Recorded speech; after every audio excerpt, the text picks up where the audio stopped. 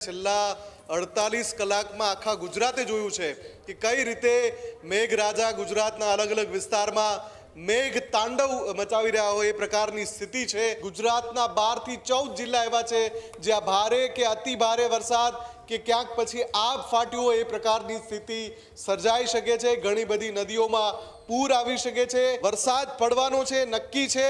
48 કલાક સુધી લાગ લગાટ પડવાનો છે નક્કી છે। સુરેન્દ્રનગર, મોરબી, સાબરકાંઠા, બનાસકાંઠા, કચ્છ, જામનગર, ભાવનગર, બોટાદ, અમદાવાદ, ગાંધીનગર, પાટણ, મહેસાણા આ જેટલા જિલ્લાના હું નામ બોલું છું ત્યાં ભારેથી અતિ ભારે વરસાદની આગાહી છે।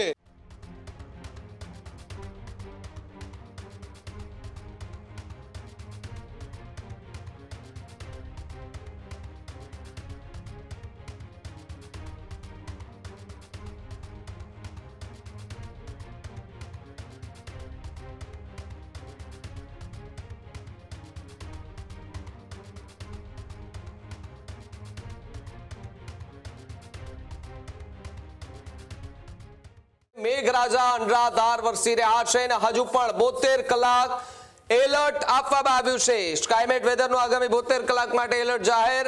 સમગ્ર ગુજરાતમાં સ્કાયમેટ વેધર મુજબ ભારે વરસાદ ખાબકશે। ઘણા ખરા વિસ્તારોમાં અતિ ભારે વરસાદની સંભાવના છે। મધ્ય ગુજરાત, ઉત્તર સૌરાષ્ટ્ર અને ઉત્તર ગુજરાતમાં રેડ એલર્ટ જાહેર કરાયું। મોરબી, સુરેન્દ્રનગર, અમદાવાદ, ગાંધીનગરમાં રેડ એલર્ટ જાહેર કરાયું છે। મોટા ભાગના જિલ્લામાં અસામાન્ય સ્તરનો વરસાદ પણ પડી શકે છે। ગુજરાત પર અતિ મજબૂત મહાકાય વરસાદી સિસ્ટમ બની રહી છે।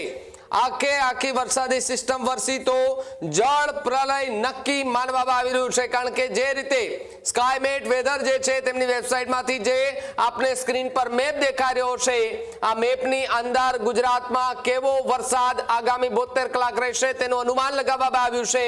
72 કલાક જે વરસાદનું અનુમાન લગાવવામાં આવ્યું છે ને જો આ વરસાદ પડે છે તો પછી જળ પ્રલય જેવા દ્રશ્યો સામે આવી શકે છે। હાલ જે પ્રમાણે અમદાવાદ, ગાંધીનગર, સુરત, દક્ષિણ ગુજરાતના જે વિસ્તારો છે ત્યાં આગળ જે વરસાદ પડી રહ્યા છે જેમાં ફરી એકવાર ખાડીપુરનું એ જળસ્તર જે છે તે વધી ચૂક્યું છે। સુરતમાં, અમદાવાદની જો વાત કરવામાં આવે તો અમદાવાદમાં 2 દિવસથી પડી રહેલા સતત વરસાદના કારણે ઘણા ખરા વિસ્તારોમાં ખૂબ મોટું નુકસાન પણ થયું છે। ત્યારે ગુજરાત પર અતિ મજબૂત એક સિસ્ટમ જે છે તે બની છે અને આ સિસ્ટમ એ ધીમે ધીમે હવે ગુજરાતના લગભગ જિલ્લાઓમાં આગળ વધતી પણ જોવા મળી રહી છે। વધુ માહિતી માટે મુફદ્દલ જોડાયા છે ન્યૂઝ રૂમથી।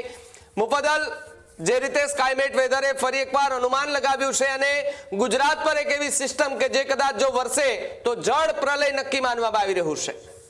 ભાવિક, બુધવારથી ન્યૂઝરૂમ પોતાના અલગ અલગ અહેવાલમાં દર્શાવી રહ્યું છે કે ગુરુ શુક્રવાર બંને ગુજરાત ઉપર ભારે રહેશે અને છેલ્લા 48 કલાકમાં આખા ગુજરાતે જોયું છે કે કઈ રીતે મેઘરાજા ગુજરાતના અલગ અલગ વિસ્તારમાં મેઘ તાંડવ મચાવી રહ્યા હોય એ પ્રકારની સ્થિતિ છે। તબાહીની તસવીરો હવે સામે આવી રહી છે। કરોડો અબજો રૂપિયાનું લોકોને નુકસાન થયું છે અને હવે જે ડેટા સ્કાયમેટ વેધર તરફથી આવ્યો છે એ પણ ચોંકાવનારો છે। શુક્રવારે સાંજ થઈ ચૂકી છે, રાત આખી, શનિવારનો આખો દિવસ અને રવિવાર સુધી વરસાદના એંધાણ છે। જી હા, ગુજરાતના લગભગ 12 થી 14 જિલ્લા એવા છે, ફરીવાર ગુજરાતના 12 થી 14 જિલ્લા એવા છે જ્યાં ભારે કે અતિ ભારે વરસાદ કે ક્યાંક પછી આગ ફાટ્યું હોય એ પ્રકારની સ્થિતિ સર્જાઈ શકે છે। ઘણી બધી નદીઓમાં પૂર આવી શકે છે। હવામાન નિષ્ણાંતો કહી રહ્યા છે કે નીચાણવાળા વિસ્તાર અથવા જ્યાં ભૌગોલિક સંરચના એવી હોય કે ખાડાવાળો વિસ્તાર હોય જ્યાં દર વર્ષે લોકોને અનુભવ હોય કે પાણી ભરાતું હોય એવા વિસ્તારોમાંથી લોકો અત્યારે જ સલામત સ્થળે ખસી જાય। આ જે છે એ એક પ્રકારે પૂર્વ તૈયારી માટે આ સૂચના આપવામાં આવી રહી છે અને આ એલર્ટનેસ આવે એનાથી લોકો સચેત થાય, સાવચેત થાય એના માટે નથી।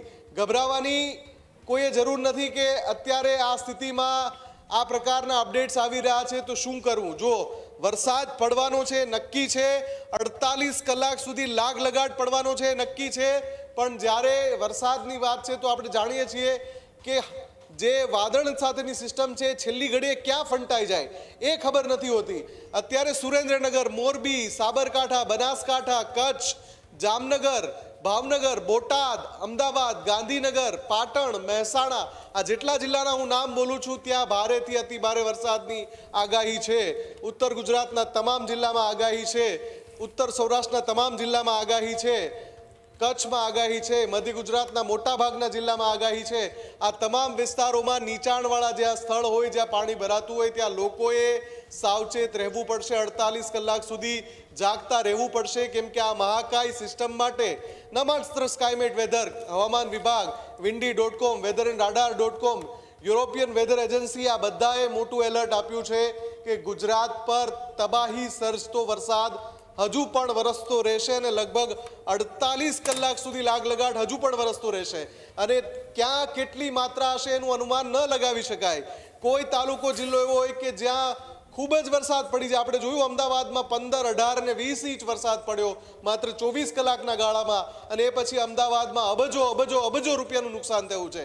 એવી રીતે કોઈ તાલુકામાં, કોઈ જિલ્લામાં 24 કલાકમાં 15 ઇંચ, 20 ઇંચ કે 25 ઇંચ વરસાદ પડે તો ત્યાં નીચાણવાળા વિસ્તારના લોકોની હાલત શું થાય. એટલે અત્યારે જે અપડેટ્સ આવી રહ્યા છે, જે એલર્ટ આવી રહ્યા છે, એને લઈને આપણે લોકોને સાવચેત કરી રહ્યા છીએ. તંત્રની અપીલ છે, જરૂર વિના ઘરની બહાર ન નીકળવું. બની શકે તો જ્યાં એવા વિસ્તાર છે કે પાણી ભરાવાનું નક્કી છે ત્યાંથી લોકો સલામત સ્થળે ખસી જાય એ સાવચેતીનું પગલું ગણાશે. બાકી વરસાદ સામાન્ય, મધ્યમ, ભારે આ અલગ અલગ માત્રામાં આવવાનો છે. જે જિલ્લાના મેં નામ લીધા એમાં આવવાનો છે એ નક્કી છે. ભાવિક, બિલકુલ આભાર જોડાવા બદલ અને માહિતી બદલ. મુફદ્દલ. ખેડૂત ભાઈઓ છે ખેતરમાં ડ્રોન ઉડાવતા હોય છે ત્યારે આપને એક પ્રશ્ન સતાવતો હોય છે કે જે આપણે અત્યાર સુધી જીપીએસ ટેકનોલોજી વાળા ડ્રોન વાપર્યા છે, જેથી કરીને મોબાઈલ ટાવર છે અથવા તો હાઈ ટેન્શન લાઈન પસાર થતી હોય, કોઈ વૃક્ષો હોય, ત્યારે જે જીપીએસ ટેકનોલોજી વાળા ડ્રોન છે એમાં ટકરાય અને ટ્રેસ થાય છે. પણ એગ્રીવન લાવ્યું છે GNSS ટેકનોલોજી ડ્રોન, જેથી કરીને એ ડ્રોન છે એ કોઈ જગ્યાએ ટકરાય નહીં, પોતાની રીતે જ ડિસિઝન લે છે અને મૂવ થઈ જાય છે. જેથી કરીને GNSS ટેકનોલોજી ડ્રોન છે એ વાપરવાનો આગ્રહ રાખો. આ જ પ્રકારની તમામ અપડેટ જોવા માટે ન્યૂઝરૂમ ગુજરાતને લાઇક, શેર અને સબસ્ક્રાઇબ કરવાનું ભૂલતા નહીં.